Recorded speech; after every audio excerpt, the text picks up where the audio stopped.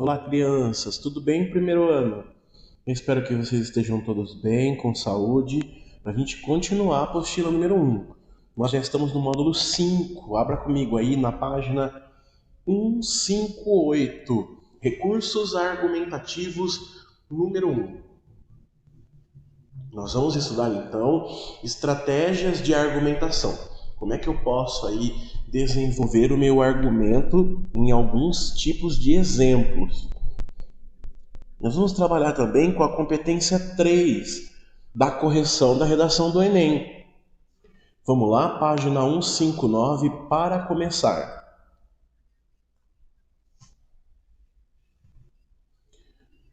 Tudo bem? Apostila 1, módulo 5 para começar. Vamos lá?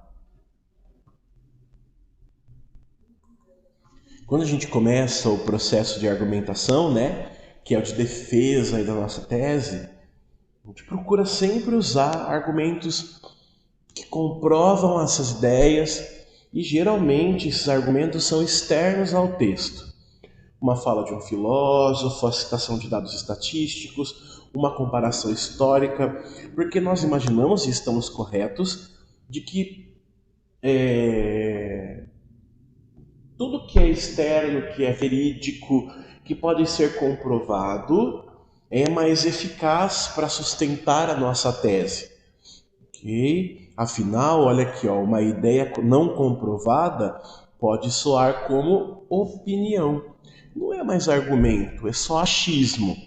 O nosso texto de opinião não pode ser apenas achismos. Vamos ver o que tem nesse parágrafo de exemplo, que vai começar aí o nosso estudo. A violência juvenil é um problema há tempos presente na sociedade brasileira. Pode ser muito grave, por ser muito grave, não podemos fechar os olhos para os inúmeros e preocupantes casos que aparecem dia após dia nas principais cidades do país. Temos que nos preocupar e lutar para que esse mal seja extinto. Só disse o óbvio, Quem, o texto dos autores da apostila, claro, mas até aqui só disse o óbvio. Ora, dizer que a violência existe, que os casos são preocupantes, que se deve lutar contra ela é óbvio, tá? É apenas uma forma de ir tentando enganar o corretor da prova. Acontece que nós precisamos buscar elementos que comprovem o porquê dessa violência acontecer. São fatores sociais, educacionais, culturais, problemas de ordem do governo. Okay? Então é preciso se aprofundar na argumentação. É o que se pede aí a competência 3. A competência 3 da redação do Enem trata justamente de avaliar como o candidato é capaz de selecionar, relacionar, organizar e interpretar informações, fatos e argumentos em defesa de um ponto de vista. Então não é apenas dizer que o problema existe, é buscar causas desse problema, formas, caminhos de combatê-lo, de tentar amenizar tudo que de estranho, de ruim, esse problema está trazendo para a nossa sociedade. Tudo bem? Veja essas 4 ações, selecionar, relacionar, organizar e interpretar. São 4 passos fundamentais, porque selecionar argumentos, informações, fatos.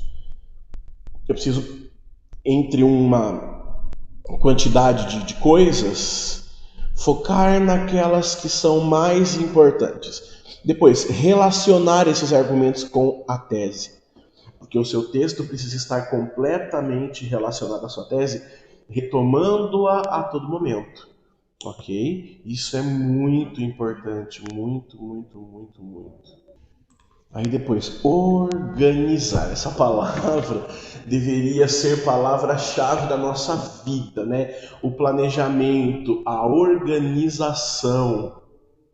David, o que é que organizar significa? Que o texto esteja completamente unido entre si, né, numa ordem de importância, numa sequência lógica que facilite o entendimento e ainda interpretar informações, fatos e opiniões e argumentos. Isso quer dizer que você precisa compreender aquela informação para que você passe aquilo adiante. Ou seja, vou ler aqui a apostila. Não se trata apenas de colocar ideias no papel. Por isso, para argumentar com qualidade, é preciso entender como fazer com que elementos concretos sejam inseridos no texto de modo a cumprir o seu papel que se destinam.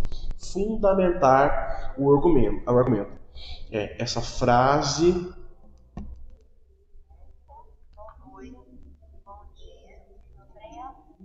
Essa frase, fundamentar é importante. Por que, David, fundamentar é importante? Porque nós estamos falando de comprovação de ideias. Para tanto, existem duas técnicas essenciais.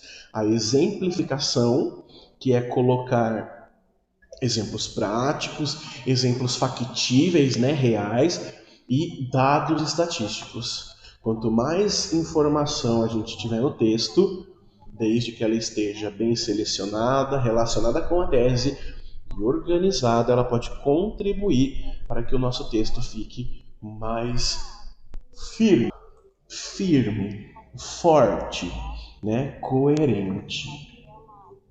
Entenda, vamos lá. Isso porque ambos, se usados com base na ideia e não comprovando dela, podem gerar um parágrafo expositivo lá.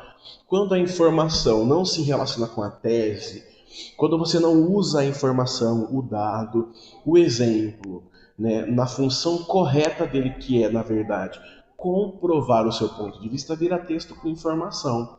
Olha só. Entenda melhor a diferença entre expor informações e relacionar informações com opinião.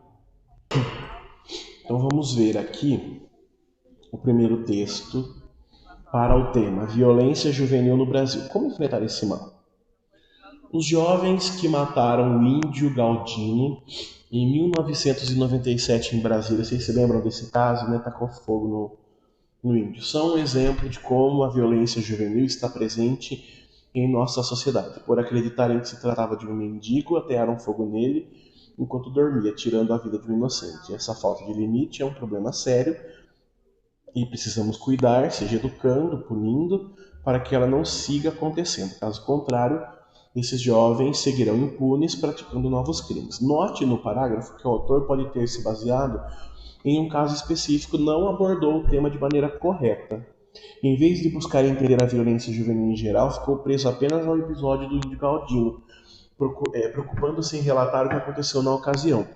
Precisava-se, então, associar esse caso à violência como um todo. Olha o segundo exemplo aqui, ó. Entender a violência dos jovens brasileiros é complexo, mas possível. Para isso, precisamos primeiro admitir a relativização de valores comuns a boa parte deles. Vítimas de uma educação familiar cada vez mais falha, seja pela ausência de parentes, pela omissão dos que existem, os jovens vêm, com frequência, agindo de modo a desrespeitar as noções de certo e errado em nossa sociedade. Assim, sem limites e punições, explodem os casos de crimes cometidos nessa faixa etária, como no caso do índio Galdino, morto em 1997 em Brasília, por 5 adolescentes de classe média. De classe alta. Veja, gente, que o caso do índio foi um exemplo para um problema que já foi indicado a causa, a falha familiar de educação e também a falha social. Então, o exemplo vai vir para fortalecer o argumento. O exemplo não pode ser por si só o argumento. Tudo bem? Vamos lá para aprender. Página 160. O uso de exemplos na argumentação. Veja só, porque os exemplos servem para complementação do argumento. Não podem ser o próprio argumento. Veja aí, ó. Uma vez que se decide usar a exemplificação na constituição do parágrafo, é preciso que se tenha em mente sua principal função, comprovar o que já foi explicado. Assim, o melhor é pensar o argumento da seguinte maneira. Então eu tenho uma ideia base do argumento, né? Lá o tópico frasal, a informação está aqui no último. Então eu estou construindo o argumento, a causa, a consequência, a explicação, e por último vem o exemplo. Pode estar fora de ordem também, mas não pode ficar só no exemplo. Observe essa sequência no parágrafo a seguir. Vamos lá. Primeiro, deve-se entender que o direito ao voto foi instaurado após anos de militarismo governamental, à custa de uma intensa mobilização populacional, o que culminou na abertura democrática a partir de 85. Então veja que aqui está a ideia central do argumento. O voto foi conquistado através de muita luta. Aparentemente, iniciava-se aí um processo democrático no país, juntamente com uma conscientização política por parte dos cidadãos. Agora eu estou explicando o que foi essa abertura democrática depois dos anos de militarismo. Então vou pintar aqui das cores conforme forem aparecendo. Ó, então a explicação está de vermelho. Ó. Na prática, porém, ela veja que o conectivo, vou grifar o conectivo aqui, ó. O conectivo ele vem dando início ao argumento. Né? Na prática, porém, vou pintar de verde, ó. Isso não funcionou de forma perfeita. Basta observarmos como, agora que tem o exemplo. Ó, o exemplo vem para confirmar a ideia base. Ó. Basta observarmos como, já em 1989, uma boa parcela da população se absteve de escolha de futuros comandantes da nossa pátria nas primeiras eleições diretas para presidente, anulando seu voto ou deixando em branco. Então veja que o exemplo da eleição de 89 veio para exemplificar o problema do voto no Brasil. Não é apenas uma informação, é uma informação usada para comprovação de uma ideia central. Olha aqui, ó, separando fica assim, ó. A ideia central é: o direito ao voto foi instaurado após anos de militarismo governamental, à custa de uma intensa mobilização populacional, o que culminou na abertura democrática a partir de 85. A explicação fica com o próximo período. Tive uma vontade de espirrei. Aparentemente, iniciava-se um processo democrático no país, com conscientização política por parte dos cidadãos. Na prática, porém, não foi o que se viu. Então agora vem o exemplo. Ó. Em 89, nas primeiras eleições diretas para presidente, boa parcela da população brasileira abriu mão da escolha dos seus representantes, anulando seu voto ou deixando-o em branco. Talvez fosse legal construir mais um parágrafo aí, mostrando que isso é natural de um processo democrático. Ok? Porque esse processo democrático estava no início, né? Isso é muito legal. Vamos lá? Vamos ver aqui, ó, os tipos de exemplos, porque nem sempre precisam ser práticos, né? Ó, basicamente, estão divididos em dois tipos de exemplo: os concretos, grifem, baseados na história com fatos conhecidos. Então eu estou ali usando acontecimentos do mundo real, comprovados historicamente, documentados, e existem os hipotéticos, fundamentados em situações projetadas e especuladas. Né? Eu posso projetar um exemplo para fazer uma comparação entre prática e teoria, por exemplo. Ok? Aqui, os exemplos concretos são aqueles que, por serem conhecidos, remetem ao leitor um episódio que comprova, essa palavra é importante, grifem, comprova o que está sendo apresentado na argumentação. Em geral, são casos noticiados pela mídia e exatamente por isso carecem de pouca explicação, é algo que já está fortalecido na cabeça, né? São, portanto, uma maneira sintética de ilustrar o que se diz. Agora, os exemplos hipotéticos são aqueles que se busca imaginar situações que possam embasar a ideia apresentada. Funcionam muitas vezes como uma maneira de dar ao leitor uma percepção diferente do argumento, propondo uma forma de ver a questão abordada, uma nova forma. Né? A gente vai ilustrar Então a nossa ideia. Vale lembrar aqui, ó, que é a importância do peso argumentativo, tá? Que você entenda que o fato real, aquilo que pode ser comprovado cientificamente, tem mais valor do que o hipotético. Agora vamos lá, página 162. Vamos ver como se usa dados estatísticos. Eu gosto muito de dados estatísticos porque a comprovação numérica, científica, ela é irrefutável. Não existe opinião contra estudos. A opinião não existe assim. A vacina contra a Covid-19 é 99% válida, testada em Oxford, na China, no fim do mundo. Ah, mas eu não acho. Então, a sua opinião não serve, amigo. Tá? A opinião não é comprovação científica. Então, os dados são muito importantes, ok? Aí a gente vai partir dessa premissa aqui, ó, desse fundamento, ó. Ideia central, né, a base, mais uma explicação da base, e aí os dados vêm para comprovação. Olha aqui, nós vamos falar sobre o problema das drogas no mundo atual. Tem um exemplo, ó. O consumo de drogas, eu vou pintar de novo, ó, amarelo, vermelho e os dados estatísticos de verde, assim. Aí. Então vamos lá, ó. O consumo de drogas ilícitas é motivo de muita preocupação em todo o mundo. Então aqui nós temos o tópico frasal, a ideia base, ok? Agora eu tenho que explicar essa preocupação do mundo, ó. Isso porque elas geram, né, condições de dependência em seus usuários que passam a ter a vida destruída, muitas vezes sem chances de recuperação. Porém, o que agrava a situação é saber que não são poucos aqueles que passam por isso. Então aqui nós temos a explicação. Então veja que a explicação vem dizer por que as drogas são um problema para o mundo, né? Porque destroem a vida, não há recuperação e por aí vai. Outra coisa, agora vem os dados estatísticos para comprovar o número de pessoas, que passam por esse problema. Notem que foi colocado aqui, ó, o de acordo com, eu vou até pintar de verde de novo, ó. Vou pintar várias vezes para ficar bem escuro, ó.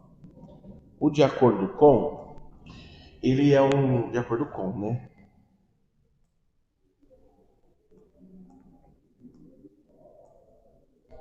Pintá-lo-ei.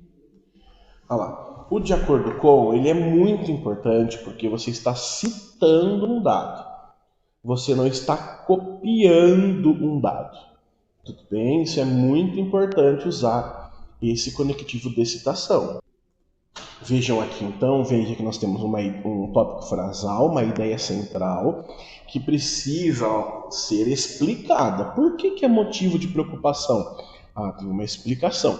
E aí, gente, eu vou até apagar aqui o... Não dá para apagar mais? Tá. Eu vou passar aqui, ó, de novo, certinho. Ó, não se esqueçam do conectivo de acordo com, e também, deixa eu grifar aqui, ó, de onde veio a sua bendita informação, tá? Você não pode deixar essa informação solta. Ela precisa estar ali, precisa estar no seu texto discriminado de onde foi que você tirou aquele dado, tá? Não pode ser invenção da sua cabeça oca esses dados. Vamos lá? Agora veja aqui, ó, que nós temos um outro exemplo para violência contra a mulher, na página 162. Aliás, eu estou gravando essa aula dia 4/11, um dia depois do julgamento. Isso vai ficar marcado na minha aula, ó. Um dia depois da sentença maluca, não é maluca, criminosa, do juiz que declarou um estupro culposo, sem intenção de violência. Olha, meu amigo, deixa eu falar para você. Não existe estupro sem intenção, tá? A violência contra a mulher é real e a mulher precisa ser respeitada. Babaca. Olha só. Uma pesquisa feita pela Secretaria de Assuntos Legislativos do Ministério da Justiça revelou que 80% das mulheres são agredidas não querem que o autor da violência seja punido com prisão, e sim com penas alternativas. No entanto, mais do que esse número, aquele que mostra que 9% dessas mulheres acreditam ter feito algo para merecer agressão é o que causa maior preocupação. Veja que aqui a gente tem uma estatística principal, que o argumento se baseia nesses 9%. Tá vendo? Porque o foco aqui é as mulheres ali achando que são culpadas, né? Como é problemático a mulher achar-se culpada, né? Isso nossa, triste realidade, né? E aí uma estatística secundária sobre a agressão das mulheres. Então, eu posso usar mais de um dado estatístico, tá bom? Isso é muito importante. E ainda vem com uma explicação, ó, veja que importante, ó. No entanto, né, os 9% aí dessas mesmas mulheres acreditam ter feito algo para merecer a agressão.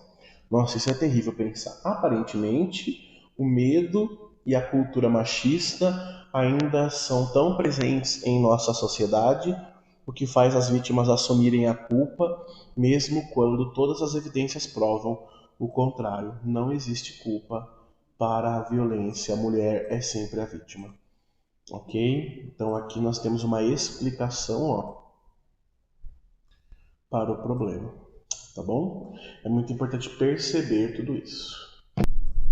Com isso, a gente finaliza então aqui o nosso módulo número 5. Para mais dúvidas assim que vocês tiverem, né, que surgirem na cabeça louca de vocês podem me chamar no Agenda Edu, tá bom? E a gente pode conversar, posso dar outros exemplos e explicação. A Agenda Edu é o nosso canal de comunicação na internet. Vamos lá fazer praticando o aprendizado, página 165. Vamos fazer aí o exercício 1 e 2 do Enem. Vou falar um pouquinho aí sobre intenção de texto, argumentação. Vamos lá, ó. Embalagens usadas e resíduos devem ser descartados adequadamente, diz aí o texto base da questão, disponível no Giro das Estradas, falando um pouquinho sobre a poluição de vias públicas. E como é importante essa conscientização, né? Ah lá, todos os meses, eu vou subir um pouquinho aqui, tá, gente? Dá licença. Todos os meses são recolhidas das rodovias brasileiras centenas de milhares de toneladas de lixo. Só nos 22,9 mil quilômetros das rodovias paulistas são 41,5 mil toneladas. O hábito de descartar embalagens, garrafas, papéis e bitucas de cigarro pelas rodovias persiste e tem aumentado nos últimos anos. Veja que quanto mais se polui, né, mais vontade de se poluir tem. O ambiente sujo faz com que as pessoas criem um hábito daquilo, e isso é terrível, né? O problema é que o lixo acumulado na rodovia, além de prejudicar o meio ambiente, pode impedir o escoamento de água, contribuir com as enchentes, provocar incêndios, atrapalhar o trânsito e até causar acidentes. Além dos perigos que o lixo representa para os motoristas, o material descartado poderia ser devolvido para a cadeia produtiva, né, numa forma de reciclagem e reutilização do material. Ou seja, o papel que está sobrando nas rodovias poderia ter melhor destino. Isso também vale para os plásticos insercíveis, que poderiam se transformar em sacos de lixo e até acessórios para os carros, ok? Tornando aí o mundo mais sustentável. Aí a pergunta número 1 do Enem diz assim, ó, os gêneros textuais correspondem a certos padrões de composição de texto, determinados pelo contexto em que são produzidos, pelo público a que se destinam por sua finalidade. Pela leitura do texto apresentado, reconhece-se que a função desse texto é apresentar dados estatísticos sobre a reciclagem no país. Letra B. Alertar sobre os riscos da falta de sustentabilidade do mercado de recicláveis. Letra C. Divulgar a quantidade de produtos reciclados retirados das rodovias brasileiras. Revelar os altos índices de acidentes nas rodovias brasileiras poluídas nos últimos anos. ou conscientizar sobre a necessidade de preservação ambiental e da segurança das rodovias. Obviamente, a resposta é a letra E. Esse texto tem função de conscientizar, a partir ali da argumentação, né, da necessidade de se preservar e também de informações que são importantes para a compreensão. Beleza, vamos lá. Aí o exercício 2 diz assim, ó, para tornar o leitor mais próximo do conteúdo explorado, o texto utiliza exemplos do cotidiano, pesquisas científicas, notícias dos jornais, suposições ou informações contraditórias. E aí? A resposta certa aqui são pesquisas científicas. Ok, ele vai trazendo aqui números, ó, informações sobre o que tem acontecido na rodovia com relação a problemas ambientais ao longo do tempo. Bom, assim eu fecho o módulo 5. A gente se vê na próxima aula, então. Tchau, tchau.